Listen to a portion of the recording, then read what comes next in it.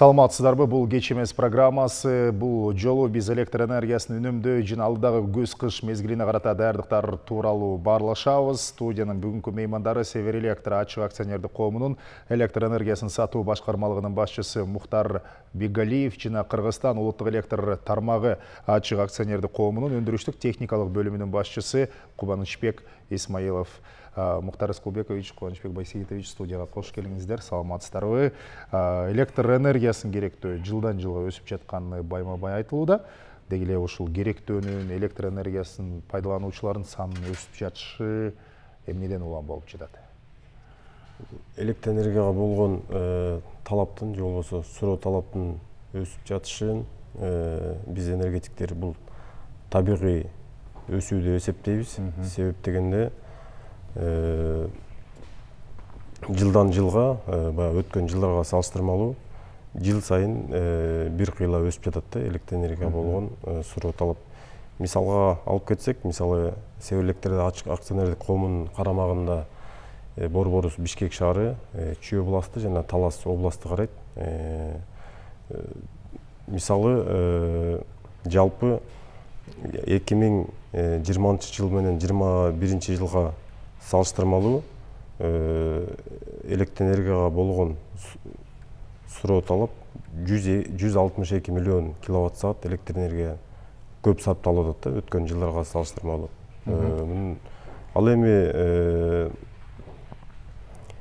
5 айдын жыйынтыгы менен ошол өткөн 5 айга салыштырмалуу мисалы өткөн жылы 2 миллиард 766 миллион электр энергия сарптасак 5 айдын жыйынтыгы менен бул өткөн 5 айда 3 миллиард 60 миллион киловатт саат сарпталып атат. Башкача айтканда 240 миллион киловатт саатка көп колдонулуп атат.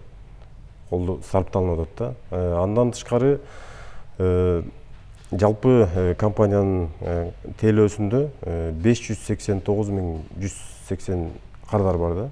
Анын ичинен калк 556.000, 32.800 бул турмуш тирчилик эмес, калк эмес, же болбосо өндүрүш кардарлар. Бул сөз менен эмнени айткым келет?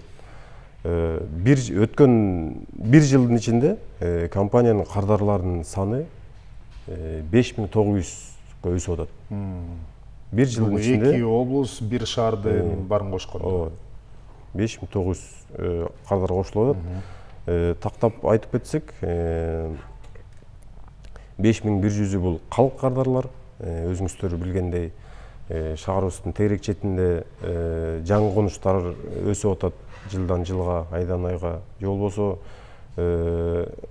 өзгөчө борбор шаарыбызда көп кабаттуу жакшы турак үйлөр салынып атат. Ошол себептен дагы бир топ кардарлар өсүп атат. 800 калк эмес кардарлар өсүп атат да. Ошол эле жанагы өзүбүз билген ресторан, кафеден баштап биз билген көчөлөрдөгү дүкөндөргө чейинки баарын кошкондо 800 кардар кошулуп атат. Мына ошол өндүрүш кардарларына жана жөнөкөй турак үйлөрдү салып, анда конуш алып жаткан жарандарга электр энергиясын пайдаланууда деги эле ошол турак компаниялардын ээлерине дароо мезгилине жараша светодиоддук лампаларды колдонуу же болбосо азыркы заман талабына ылайык электр энергиясын үнөмдүү пайдалана турган каражаттарды колдонуу бир сунуштарын берип турасыздарбы сиздер? Бүгүнкү күндө ушул жаатта бир топ иш-чаралар жүрүп жатат. Түшүндүрүү иштери. Биз ай сайын кардарларга эсеп дүмүрчөгүн бергенде арткы бетине дүмүрчөктүн электр энергиясын үнөмдүү пайдалануу боюнча бир топ маалыматтар ай сайын берилип жатат. Жана ошондой эле компаниянын жеке баракчасы аркылуу дагы берилип жатат. Жана ошондой эле массалык маалымат каражаттары боюнча толук маалыматтарды берип жатабыз. Андан тышкары Север Электр дагы кандай аракеттерди ушул электр энергиясын үнөмдөө максатында көрүп жатат? Кандай иштерди көрүп жатасыздар бүгүн? Бул жаатта ушул 19 майда 46 буйрукту алганбыз улуттук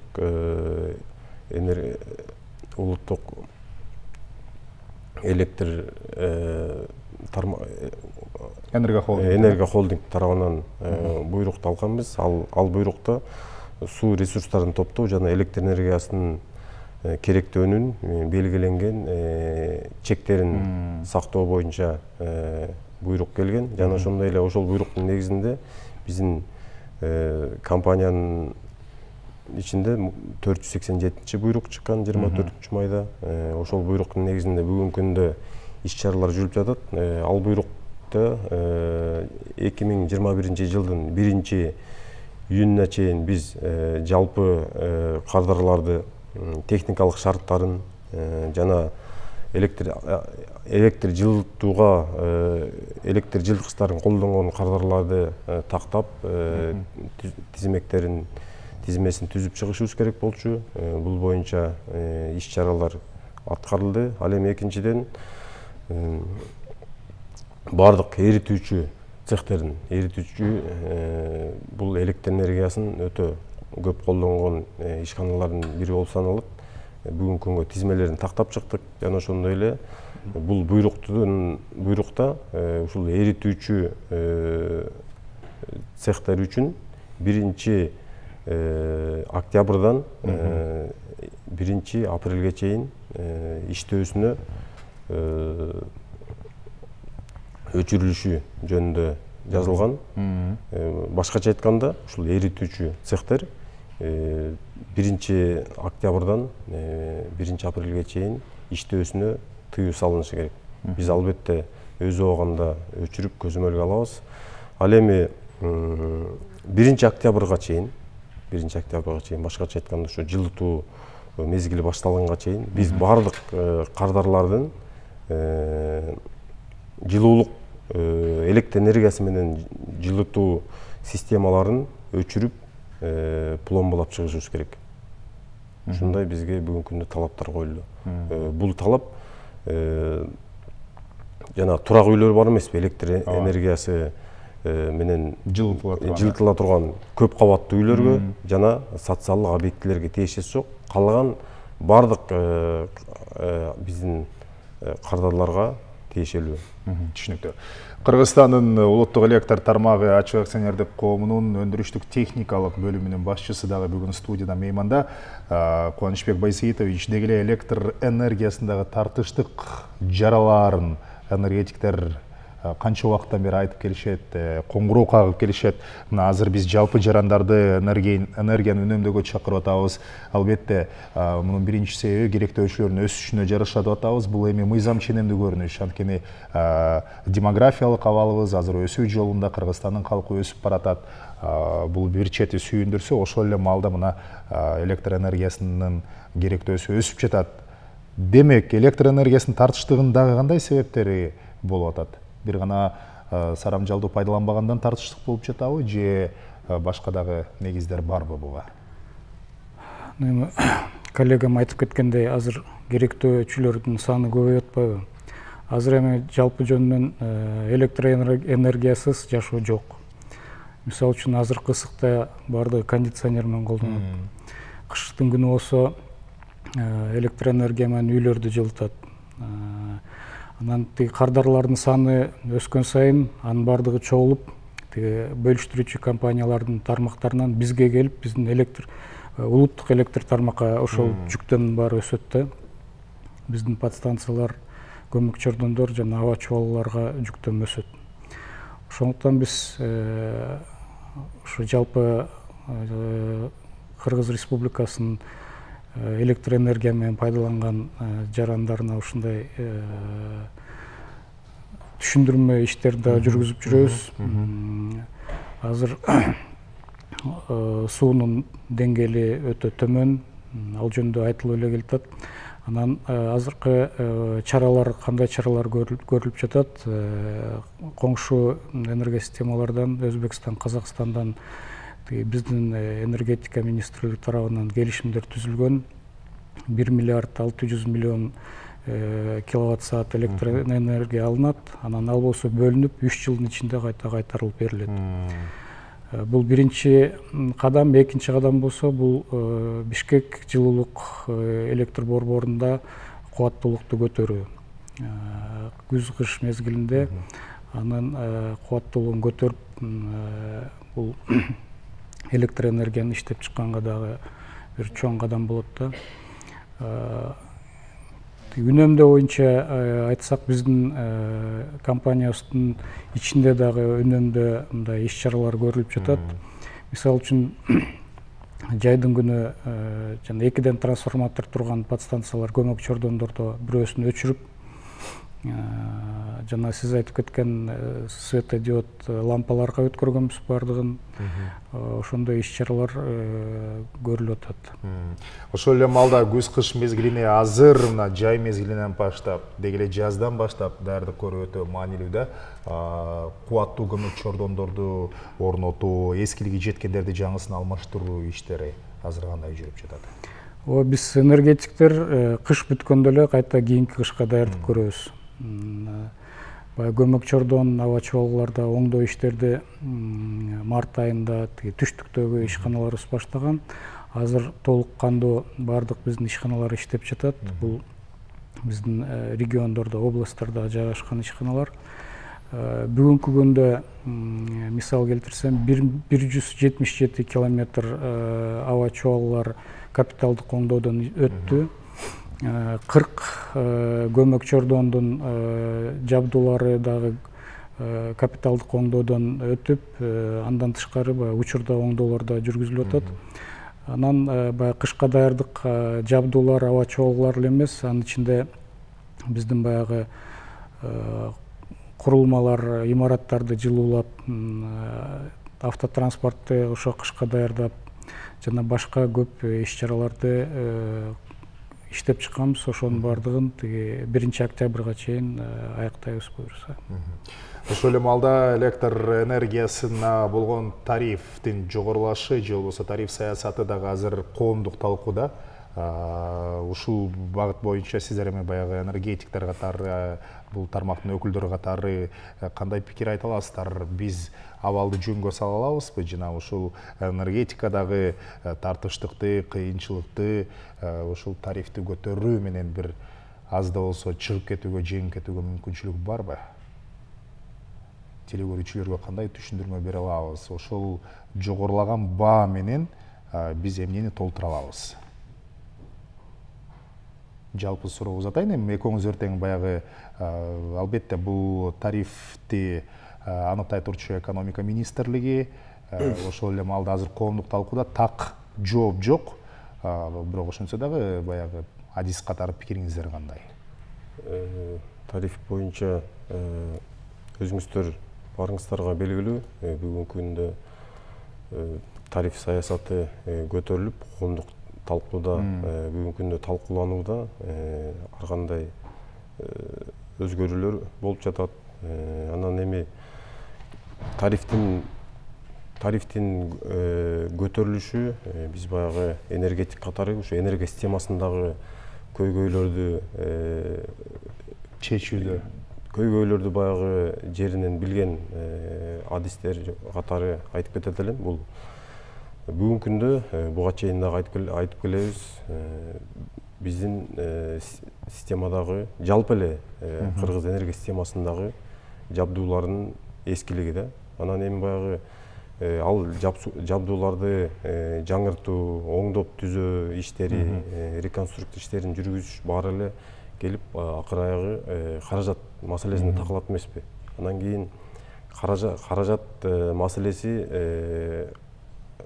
бир гана ушул тарифти көтөрүп, кирешелерди чоңойтуп, ушу энергия системасынын акыбалын жаңыртабыз деген ойду ушу биздин энергетика министрлиги буга чейин белгилеп кеткен. Биз энергетик катары, жалпы адис катары ушу тарифтин көтөрүлүшүнө туура деп эсептейсиздер, туура көз караштабыз да. Сиз Кубаныч Байсейитович, мен да ойлойм, тарифти көтөрүш керек. Эмне дегенде азыр мисал үчүн оңдоолорду алсак, жабдууну оңдош үчүн баягы материалдарды сатып алыш керек. Ар кандай баягы керектөөчү запасные части деп коет эмес, орусча айтканда. Ошолордун баардыгын сатып алыш керек. Биздин жабдуулар болсо, мисалы үчүн өткөн кылымдын 80-жылдарда салынган, 60-70, 80-жылдарда салынган көмөк чордондору көп. Ал жерде эски жабдуулар, алардын баардыгы уже өндүрүштөн чыгарылган, запчасть алганга өтө кыйын болуп атат. Жана аларды ошо жакшы деңгээлде жогорку сапат менен оңдоп иштеткенге дагы көп акча керектелип жатат да. Аны оңдош үчүн жабдууларды жаңыланыш керек. Азыркы заманбап жабдуу коюп, азыр санарип деп да көп айтылып атпайбы, ошондой жабдууларды ишке киргизиш үчүн каражат керек. Каражат болсо биз кайдан алабыз? Тарифтин ичинде ошол биздин үнөмдөгөн каражаттын баардыгы ошонун ичинде, көтөрбөсө болбойт. Жабдуулар демекчи, мына Северэлектро ишканасы акыркы учурда баягы акылдуу эсептегичтерди орнотуу боюнча масштабтуу турда иш жүргүздү да. Мына ушул акылдуу эсептегичтерди орнотуу менен бүгүнкү күндө электр энергиясын уурдагандарды оздуктадык, абоненттер дейсиздерби, кардарлар арасында ушул жарыкты уурдабай мындай бир таза колдонгондор көп болуп калдыбы? Деги эле жокпу азыр? Же андайлар дагы эле бар күрөшүп жатасыздарбы?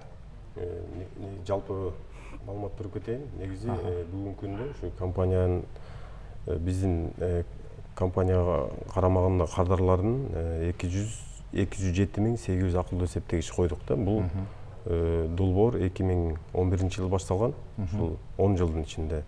Анын ичинде Бишкек шаары боюнча 126.800, Талас жана Чүй областтары боюнча 81.000 эсептегич коюлду. Негизинен бул акылдуу эсептегичтер коюлгандан кийин сиз айтып кеткендей компаниянын электр энергияга болгон жоготуулары бир кыйла азайды. Себеп дегенде өзүңүздөр билгендей бул жеке гана акылдуу эсептегич бизге абоненттер дебиторлук карыздар менен өчүрүп күйгүзүп же болбосо показаниясын көрсөткүчүн алуу үчүн эле эмес, бир топ баягы бир топ функциялар бар да. Мисалы ошол эле кардар тарабынан ушул электр энергиясын уурдоо же болбосо эсептегичтен тышкары пайдаланганга кандайдыр бир аракеттер жасаса, ушул биздин компаниядагы тармакка, серверге мындайча айтканда маалыматтар келип түшөт дагы, биздин атайын адистер ошол коңгуроолордун негизинде барып текшерип иш чаралар жүргүзүп келатат да. Башкача айтканда бул акылдуу эсептегичтердин убагында бул баягы бир топ каражат коротуп бул долбоорду ишке ашырганыбыз бүгүнкү күндө өзүнүн жемишин берип жатат. Сиздердин компанияга кардарлардын карызы канча бүгүнкү күндө? Баягы ири суммада карызы топтолгон кардарлар да болсо керек, аларды кыскартуу, карызды өндүрүү аракеттер кандай болуп жатат бүгүнкү күндө? Жалпы жылдын башында ушул компанияга болгон кардарлардын карызы жылдын башында 746 миллион сомду түзгөн. Анын ичинен 571.800 бул калк, калганы калк эмес кардарлардыкы. Бүгүнкү күндө 1-майга болгон маалымат боюнча дебиторлук карыздарыбыз 529 миллионго түштү. Башкача айтканда 217 миллионго азайттык да. Негизинен дебиторлук карыздардын былтыркы жылга салыштырмалуу быйылкы жылга адамдар кардарлардын төлөө жөндөмдүүлүгү же болбосо дебиторлук карыздарды азайтуу бир кыйла жакшы жүрүп атат. Себеп дегенде былтыр 20-жылы өзүңүздөр билесиздер, баягы пандемия учуру, ошондой эле күчөп турганда сиздер каникул бердиңиздер. Өкмөт тарабынан дагы 3 ай апрель, май, июнь 3 ай баягы жеңилдиктер берилбеди беле кардарларга. 3 ай төлөбөй турсаңар болот, андан кийин төлөгүлө деп. Анан ошол убакта дагы бир кыйла өстү. Ошол убактарда жанагы абоненттерге карыз үчүн туумдар өсөт эмеспи? Ошол туумдар да жүргүзүлгөн жок, бир топ жеңилдиктер болду. Бирок ошого карабастан бүгүнкү күндө дебитордук карыздарды азайтуу иштерин жүргүзүп жатабыз. Биз ойлойбуз дагы ушул жылытуу мезгили башталганга чейин дагы бир топ дебитордук карыздарды азайтабыз. Жакшы. Эми Кубанычбек Байсаетович, сиз баягы техникалык өндүрүштүк техникалык бөлүмүнүн башчысы катары дегеле сиздерге карайбы, карабайбы, бирок ошентсе дагы электр энергиясындагы кризистен чыгуунун жана ошол эле учурда бул тармактагы бир толук көз карандысыздыкка жетүүнүн жолу катары адистер чакан ГЭСтерди көбүрөөк курууну сунуштап жатат да. Сиз кандай пикирдесиз? Биз бүгүн ошол жолго барышыбыз керекпи? ГЭСтерди салыш керек, албетте. Өзүңөр билесиңер, бизде баягы дарыялар көп. Биз көбүнчө баягы ири ГЭСтерге көңүл буруп атабыз да, бирок ошол эле мала чакан ГЭСтердин ролу кандай? Чакан ГЭСтин ролу деле төмөн эмес, менин оюмча. Бирок ал жерде бир чоң маселе бар. Кышында ал баягы чакан ГЭСтер кичинекей дарыя, кичинекей сууда салынат эмеспи? Кышында ал жерде суу болбойт да. Ошондой бир чоң маселеси бар. Негизинен баягы жалпы энергия системага жакшы эле салым болмок. Ошондой баягы чакан ГЭСтерди салып көбөйтсөк жакшы эле болмок. Дагы бир жыйынтыктоочу суроо анда сизге узатайын, Мухтар Рыскылбекович. Соңку учурда майнинг ферма боюнча көп маалыматтар чыгып жатат да. Бул майнинг ферманын иштөөсүнө тыюу салындыбы? Бул боюнча эмне айта аласыз? Майнинг фермасынын иштөөсүнө тыюу салынган. Улуттук энергия холдинг компаниясы тарабынан бизге талаптар коюлган.